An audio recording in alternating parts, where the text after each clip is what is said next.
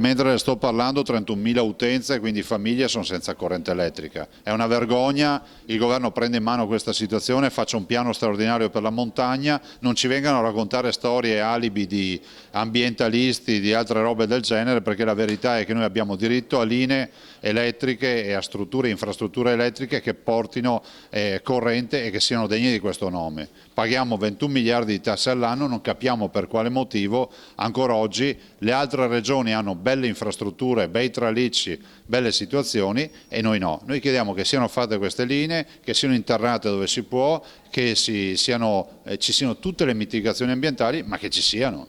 Si parla di calamità naturale ancora?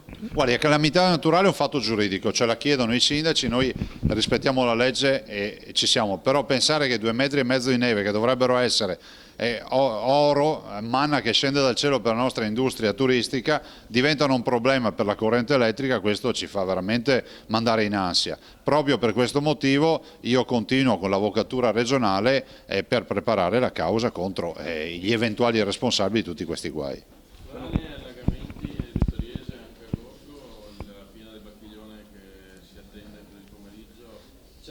È sempre un territorio fragile dal punto di vista idrogeologico e le opere non viaggiano alla velocità che dovrebbero.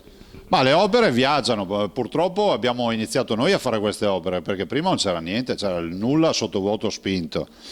E lo dico perché sono opere importanti, sono laghi di 100-150 ettari e danno la necessità tecnica dei tempi che sono dati dalle imprese che devono farli, le imprese sono lì, stanno lavorando, ma del resto questa non è una sorpresa.